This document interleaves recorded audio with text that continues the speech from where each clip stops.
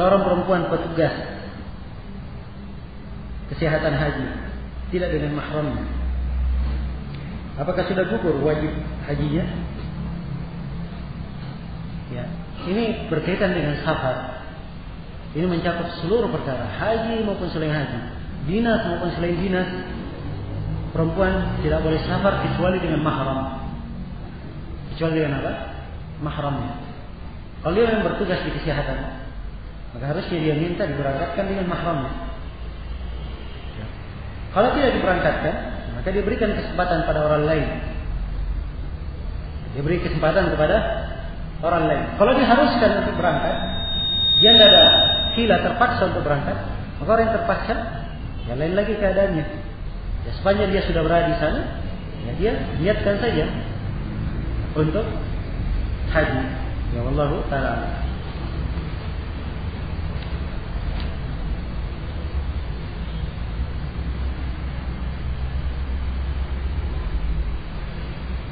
Bagaimana bentuk dan cara memakai ihram? Apakah memakai pakaian dalam? Ini terlalu cepat pertanyaannya. Kita belum sampai ke pembahasan itu. Ya. Kita akan jelaskan insyaallah. Apakah wanita tetap memakai cadar? Ini juga akan dijelaskan.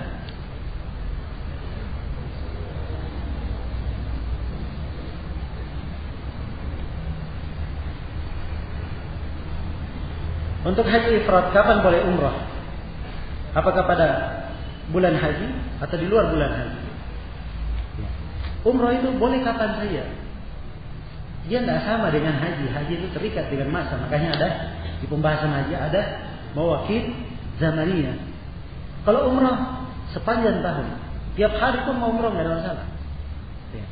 Kalau memang rambutnya bisa. Ini masalah gunting. Kalau dia belum gunting rambut belum halal. Ya. Kalau dia tahallul, itu artinya dia harus menyembelih kambing. Baru dia boleh tahallul. Jelas ya? Harus bayar dam, nggak melanggar. Maka ini berkaitan dengan masalah umrah. Umrah itu boleh sepanjang masa, kapan saja, sepanjang waktu.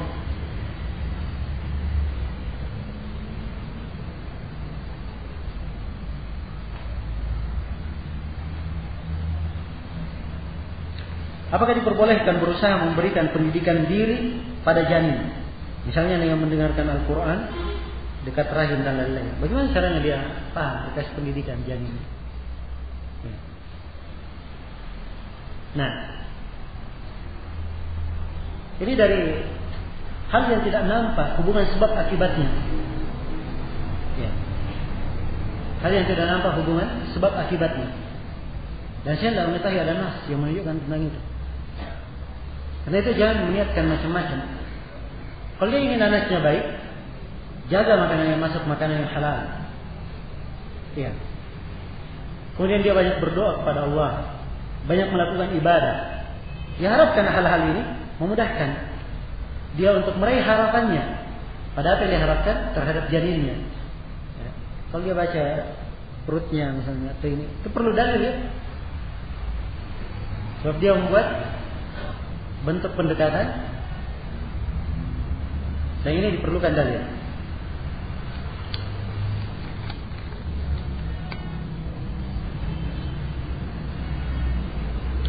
Kita sudah berhaji, bolehkah menghajikan orang tua yang sudah meninggal? Sementara orang tua tidak pernah mewasitkan menghajikan. Sudah berlalu hadis yang kita baca. Di dalam hadis tersebut tidak ada penyebutan wasiat. Ya, karena itu kata para ulama, orang yang meninggal dihajikan itu boleh saja. Dia berwasiat maupun tidak berwasiat boleh dihajikan. Dan itu dari bentuk bakti seorang anak kepada orang tuanya kalau dihajikan orang tuanya.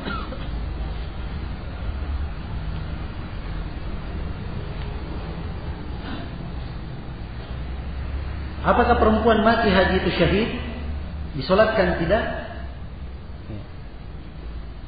Kalau kata syahid, apakah dia dihitung nanti syahid? Wallahu a'lam. Tapi masalah orang yang meninggal pada saat ihram itu ada keutamaan khusus. Ya. Pada kisah sahabat yang meninggal di musim haji karena diinjak oleh tunggangannya, akhirnya meninggal, maka Nabi SAW perintah untuk memandikannya. Ya. Kemudian dikafani dari kain ihramnya saja. Ya. Tidak boleh ditutup kepalanya. Tidak boleh ditutup apa? Kepalanya. Kata Nabi SAW, sebab dia dibangkitkan pada hari kiamat dalam keadaan bertalbiyah. Ya. Dalam keadaan dia bertalbiyah untuk haji. Ini keutamaan khusus bagi orang yang meninggal pada saat haji. Siapa Ibnu Lahiyah? Kenapa dia dhaif? Ibnu Lahiyah nama lengkapnya Abdullah bin Lahiyah.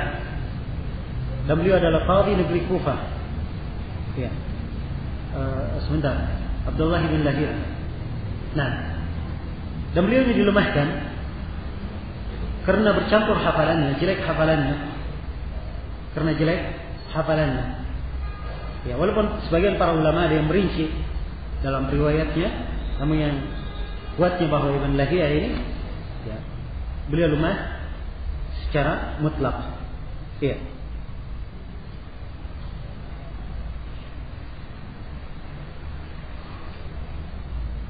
Apakah bukan syarat syah haji itu suci? Apa maksud suci ini? Ya.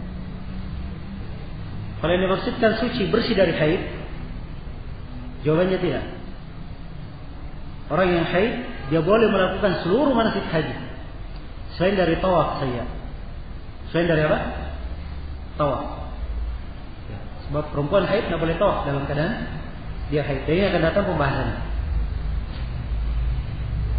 Apa hukum nada alarm dengan adzan? Nada alarm, nada dering, itu tidak diperbolehkan dengan menggunakan nada adzan. Ya, adzan itu kalimat-kalimat zikir di dalamnya. Ya. Kalimat-kalimat zikir di dalamnya.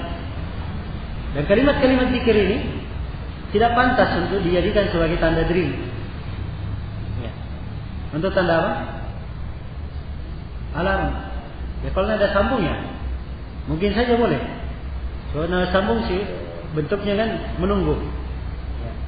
Daripada dia dengar suara nada sambung biasa, ya dia dengarkan orang yang mengaji.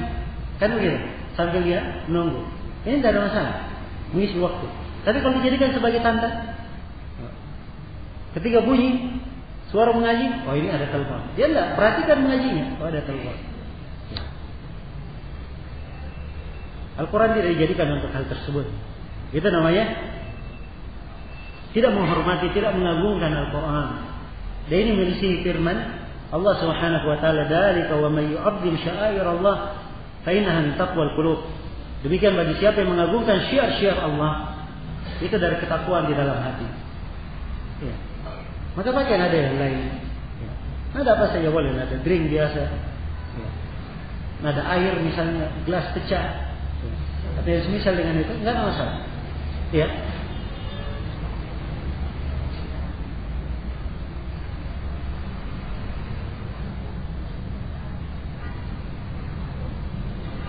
Bolehkah perempuan naik bus perjalanan 1 jam tapi tetap menjaga hijab? Ya. Ini kalimat perjalanan ini apa yang dimaksud perjalanan? Dalam kota atau safar? Ya, kalau dia safar, haram perempuan safar tanpa mahram. Kalau dia dalam kota bukan safar, tidak ada masalah. Sepanjang bukan jarak safar tidak ada masalah.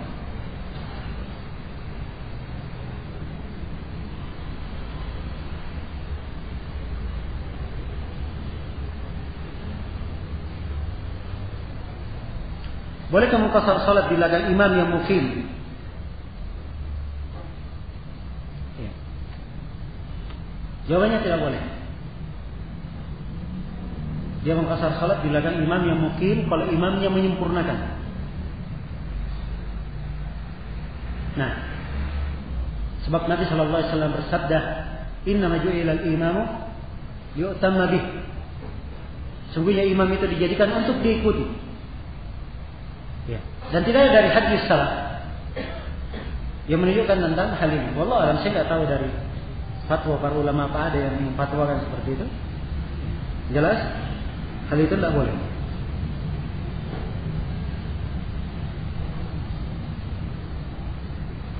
Bolehkah mendatangi selamatan haji sesudah acara selamatan selesai memakan hidangannya?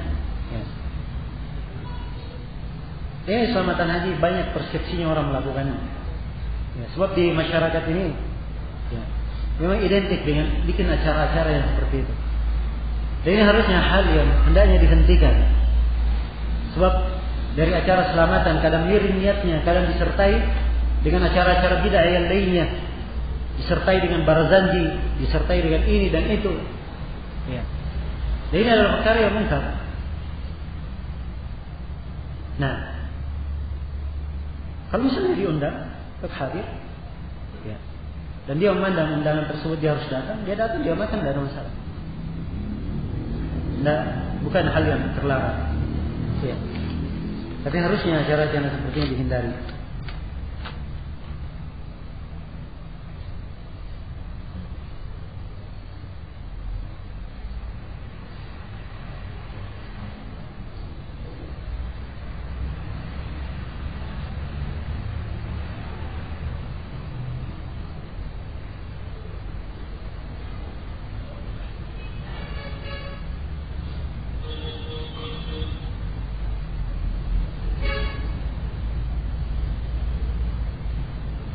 Ini pertanyaan tentang iqtidas siratal mustaqim. Tolong dibawakan nasnya dalam bahasa Arabnya supaya saya bisa baca. Saya nggak paham nih sekarang dari bahasa Indonesia ini, saya nggak paham.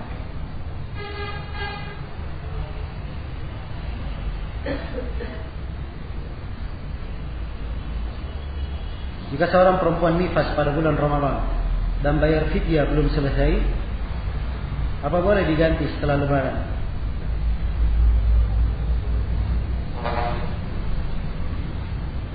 Jika tidak ada, apa kafaratnya? Jika sudah fidyah wajib kamu membayar puasa. Ini juga saya nggak paham ya, apa maksudnya. Ya. Seorang perempuan yang nifas, kewajibannya adalah mengganti puasa. Sebab dia nifas. Nifas itu sama dengan haid. Kalau dia nifas 30 hari diganti puasanya. Tidak boleh bayar fidyah. Diganti dengan apa? Puasa. Fidyah itu untuk perempuan yang menyusui atau perempuan yang hamil. Yang keduanya meninggalkan puasa karena takut membahayakan anak yang disusui atau membahayakan kandungannya. Itu fidyah. Dan kalau sudah bayar fidyah, yang kuat dari pendapat para ulama, tidak wajib dia bayar puasanya. Tidak wajib dia bayar puasa. Fidyahnya sudah cukup. Jelas ya?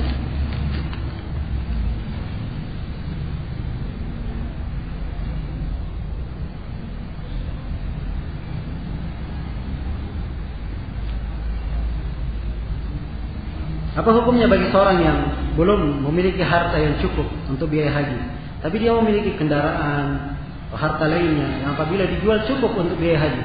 Apakah dalam keadaan seperti ini dia terkena salah wajib haji? Kewajiban haji itu menurut pendapat yang terkuat adalah al-fawriyah. Harus sesegera mungkin. Sesegera mungkin. Kapan dia mendapatkan kesempatan? Sesegera mungkin dia melaksanakannya. Jelas? Sekarang dilihat ini, rumah yang dia pakai, kendaraan yang dia pakai. Kalau memang kebutuhannya, ya, tidak wajib dia menjualnya. Sebab itu masuk dalam kategori keperluan dan kebutuhan. Tapi kalau hal yang lebih darinya, dia tidak butuhkan sebenarnya. Makanya tidak diperbolehkan seorang menumpuk ya, hartanya dalam bentuk benda, sedangkan dia punya kewajiban yang dia tidak tunaikan. Jelas ya?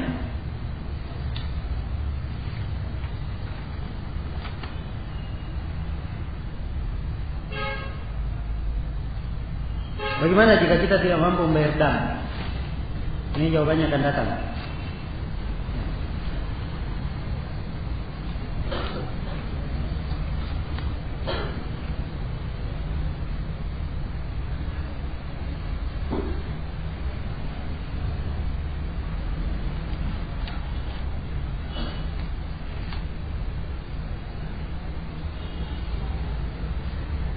Bagaimana hukumnya sholat di bermakmum dengan imam yang mempunyai pemahaman? Kata saya Al-Quran adalah makhluk. Saya nggak pahamin apa maksudnya kata saya. Kalau kata penanya, berarti penanya memahami dari imam ini, dia berpendapat bahwa Al-Quran adalah makhluk. Itu pemahamannya. Belum tentu ucapannya si imam. Tapi kalau kata saya ucapannya imam, dia hikayatkan ucapannya si imam, maka ini imam berpemahaman Jahmiyah. Ya. Dilihat pemahamannya ini, apakah dia ikut-ikutan meyakininya, telah tegakkan atasnya hujjah atau belum? Ya. Yang jelas, apapun jawabannya, seharusnya dia mencari imam yang lain tidak sholat di belakangnya. Ya. Kalau dia sudah tegak padanya hujjah, dia tetap, maka yang seperti ini dikafirkan. Sebab orang yang mengatakan Al-Quran adalah makhluk itu dikafirkan oleh para a'immah. Ya. Kalau dia sampai ke derajat kafir karena jahil misalnya atau ta'wil, ya, maka sholat di belakangnya syah, tapi seharusnya dia mencari imam yang lain.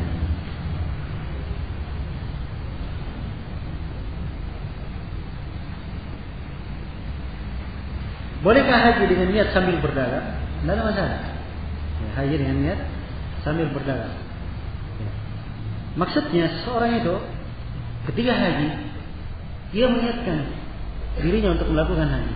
Keberadaan dia melakukan aktivitas, dia berdagang, ya.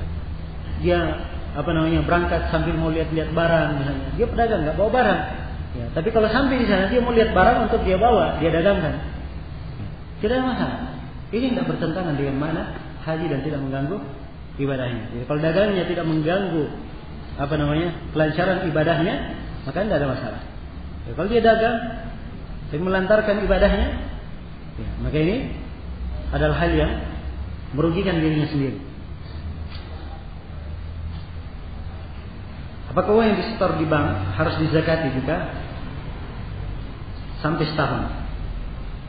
Ya, kalau dia punya duit misalnya sudah sampai ke nisab, apapun duit tersebut dia simpan selama setahun, dimanapun dia simpan, di rumahnya, di bank, ya maka dia keluarkan zakatnya apabila sudah sampai setahun.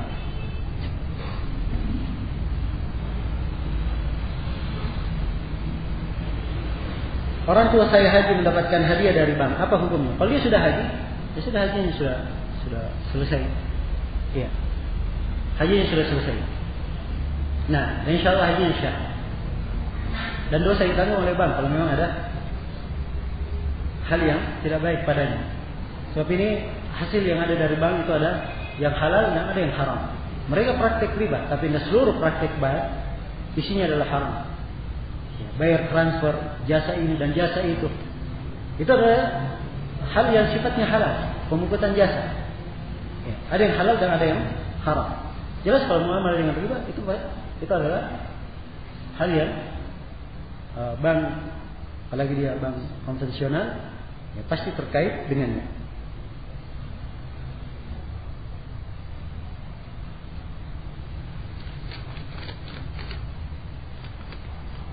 Ya, apa hukum pamitan haji yang sekarang sudah menjadi adat?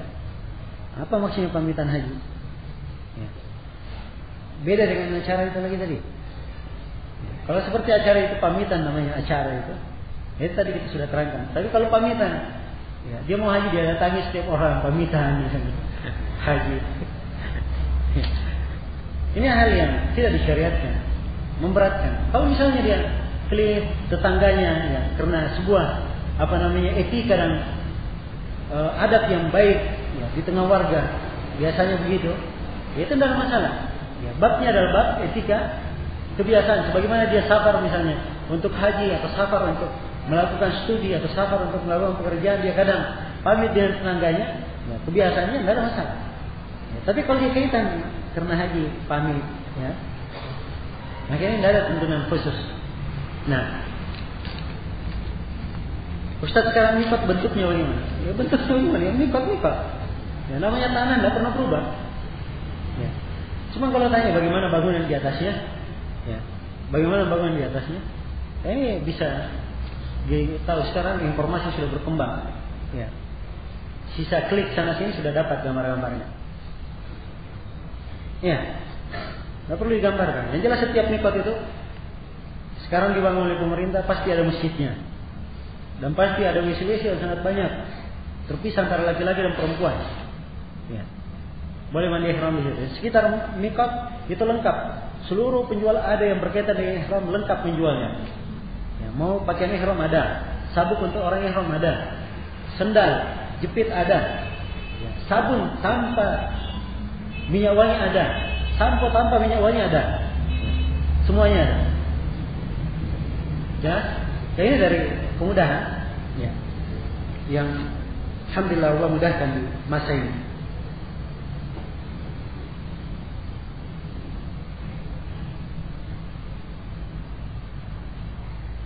Baik, ini waktunya sudah berlalu 7 menit.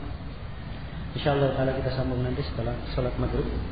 Subhanakallahumma wa bihamdik asyhadu an la ilaha illa anta astaghfiruka wa atubu ilaik. Walhamdulillahirabbil alamin. Assalamualaikum warahmatullahi wabarakatuh.